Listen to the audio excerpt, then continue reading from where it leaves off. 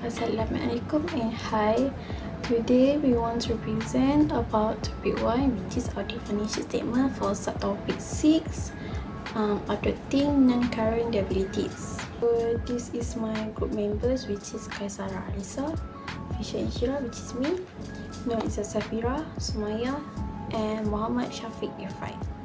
The content that we need to discuss is, we have 4, which is 6.1 is discuss the nature of non-current liabilities, 6.2 is provide appropriate audit assertions and accounting treatments, 6.3 is provide the discussions on the accounting system and control activity that related to non-current liabilities, and the last one is apply the audit procedure by evaluate the evidence provided or recommend to support the assertions and accounting treatments.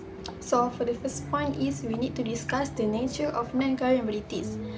Based on MFRS 101, a liability is classified as a non-current liability if the entity has a substantive right to defer its settlement for at least 12 months from the reporting date.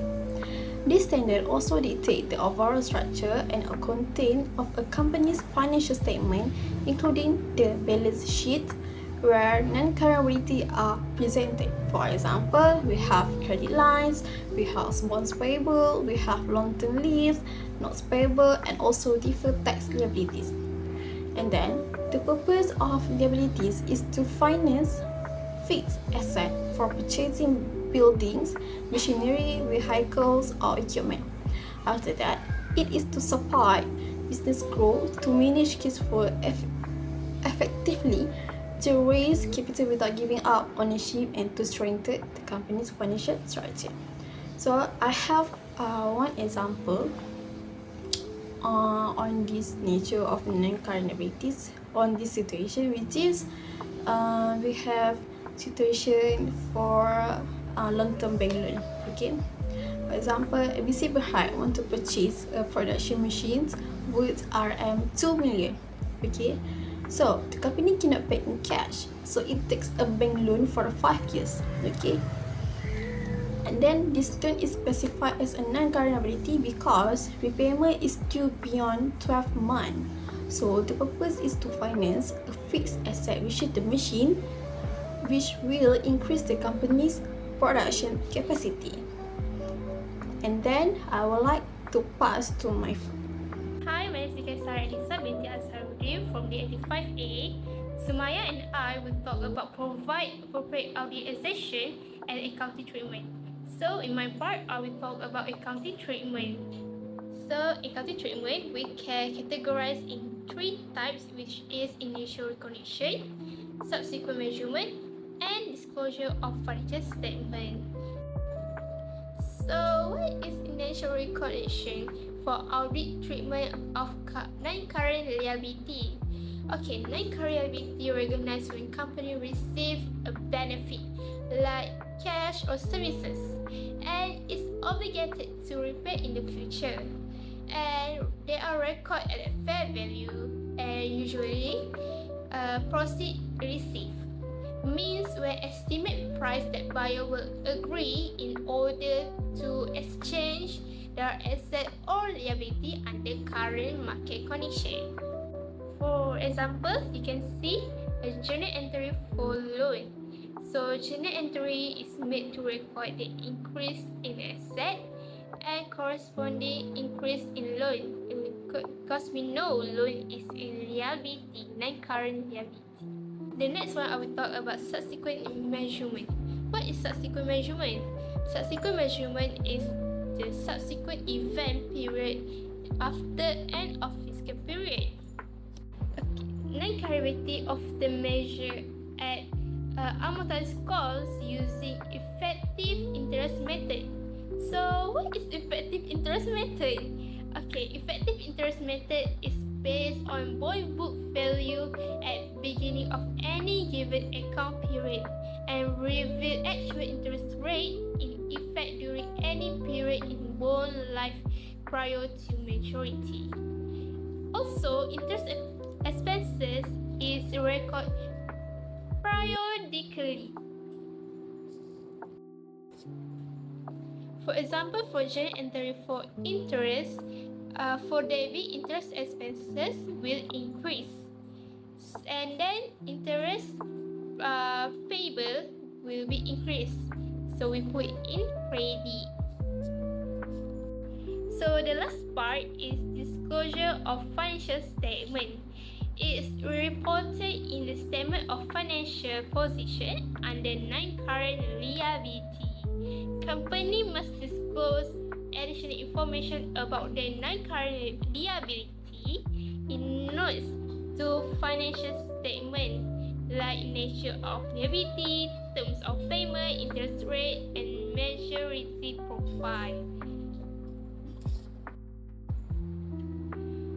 Okay, so we can see it here is the statement of financial position for Apple company.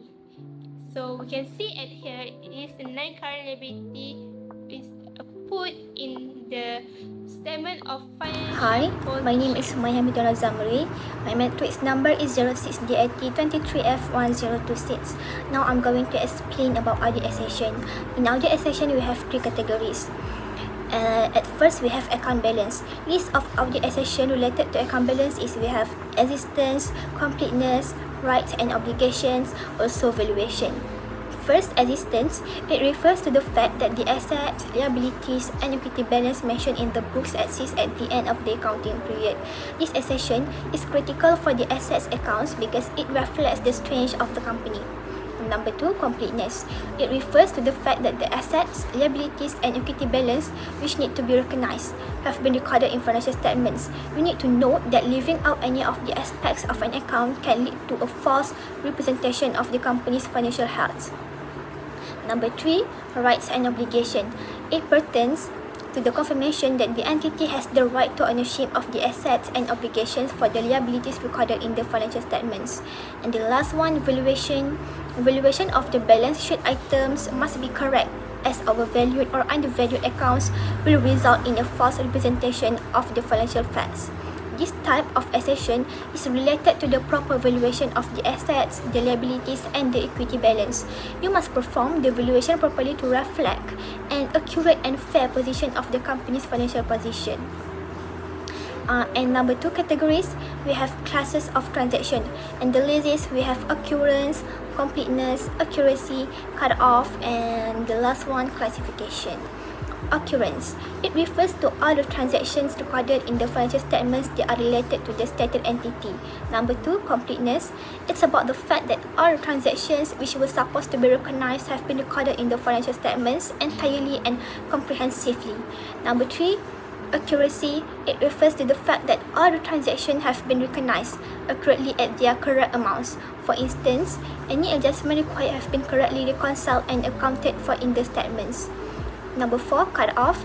It refers to all the transactions that have been recorded in the appropriate accounting period. Transactions like prepaid and accurate expenses must be recognized correctly in the financial statements. And the last one, classification. This type of accession confirms that all the transactions have been classified and presented properly in the financial statements. And the last categories, we have presentation and disclosure. First, we have occurrence. It refers to the presentation of other transactions at the disclosure of all the events in the financial statements and confirm that they have occurred and are related to the entity. Number 2, completeness. It's about all transactions, events, balance, and other matters that should be disclosed in the financial statements and confirms their appropriate disclosure. And number 3, classification and understandability. This type is related to the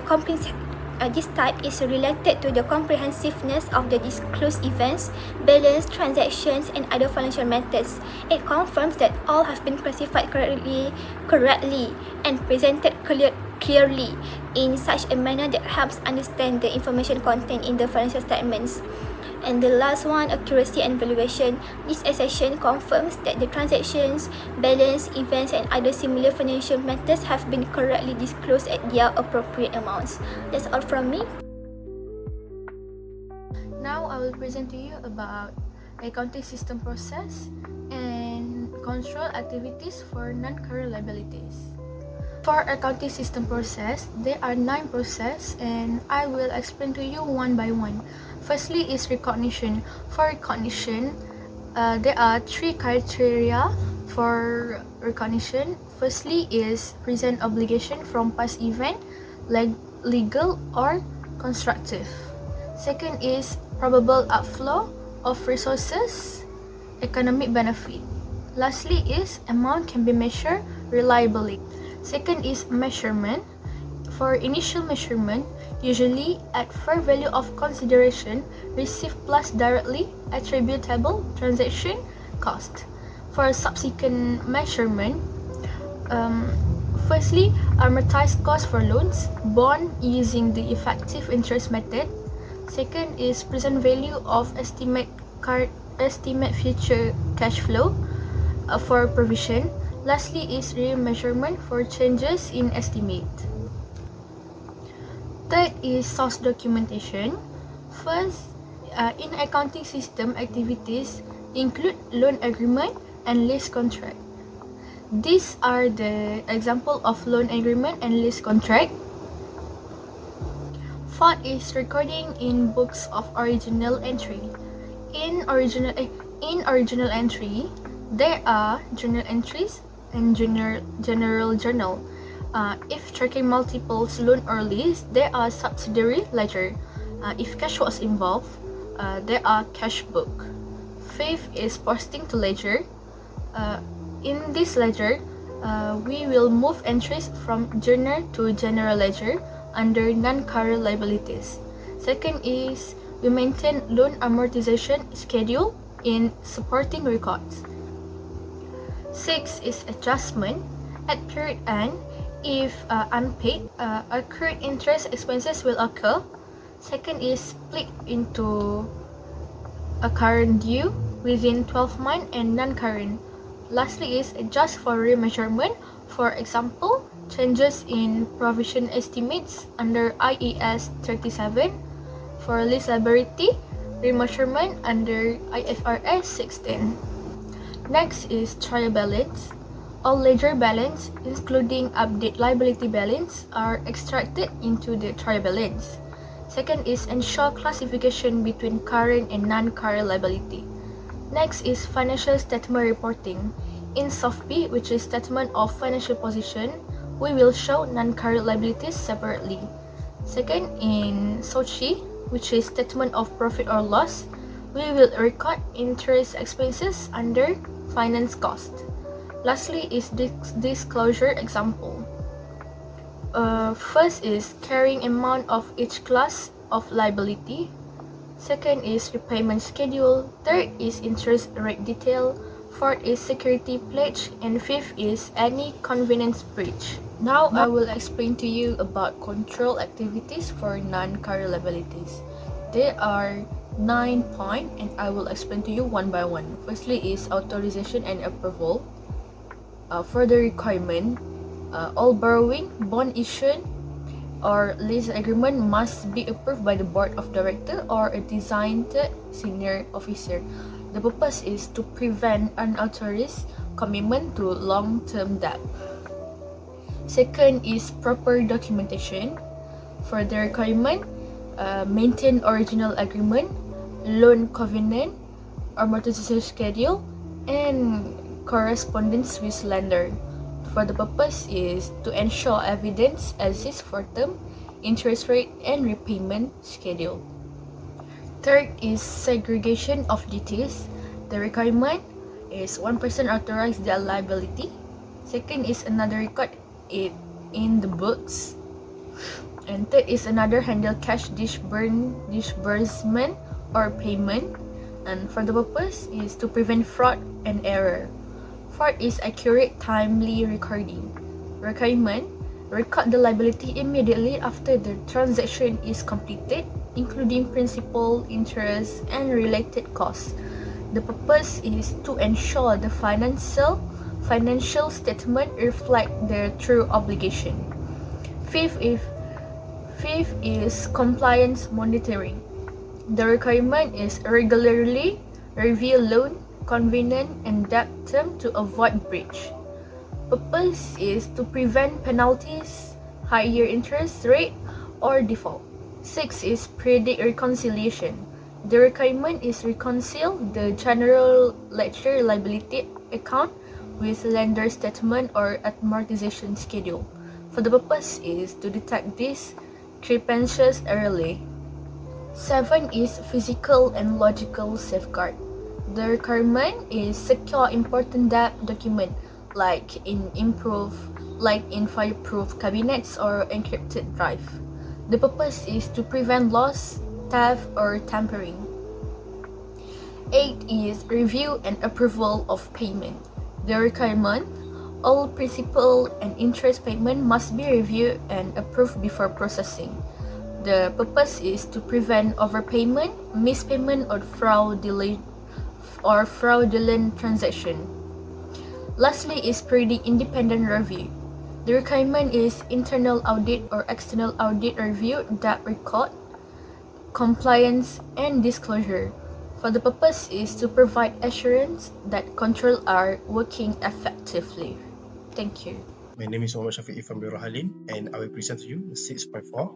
That's audit procedure by evaluating the evidence provided or recommended to support the assertion and accounting treatment. Okay, the first point for audit procedures is first is existent that the non-account liabilities recorded in the financial statement and should exist as the reporting dates. Audit procedure for this for my point today is first is inspect loan agreement, bond indentures, lease contract, and other debts instrument. Another point that I will show it to you today in the audit on this audit procedure actually is to obtain confirmation from the leaders. For examples like a bonds holder, confirming the outstanding balance and stamp. Okay, my second point for today actually is about corporateness. Corporateness is all obligation that should have been recorded included in the financial statement. Audit procedure that is the corporateness in of the audit actually is a review parts minutes of approval of new borrowings or capital lease. Another point that's examine legal correspondence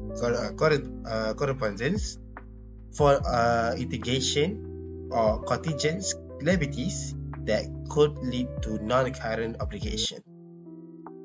Next we go to the point for today is valuation and allocation. Valuation and allocation in non-current liabilities, usually liabilities are recorded at current amounts and related interest or amortization has been properly accounted for. In audit procedure that in the valuation and allocation that I want to talk about actually is about recalculate interest expenses and accurate interest on long-term debts. Another point that we can talk about is recalculate amortization of a bond premiums discount using the effective interest methods. My next point actually is a right and obligation. Essential for this point actually is the entity is legally obligated for the liabilities recorded. Audit procedure is related to right and obligation. Actually, inspect loan and lease agreement to verify the entity is the obligor. Another point that I will include is to confirm the terms of debt maturity, interest, covenants, and collateral. My last point for today is actually a presentation and disclosure. The assertion for this point actually is that liabilities are properly classified, described, and disclosed in the accordance with the applicable financial reporting framework. audit procedure that we included in this last point, actually presentation and disclosure, ensure classification between the current and non-current is appropriate. For example, actually, I will put the example I will show you guys today. As you can see, the portion of a debt to within a year. Another point that I will include is the verified disclosure of a terms, interest rates, covenants, maturity days, security and collateral, and a breach of agreements. That's all for me. Thank you.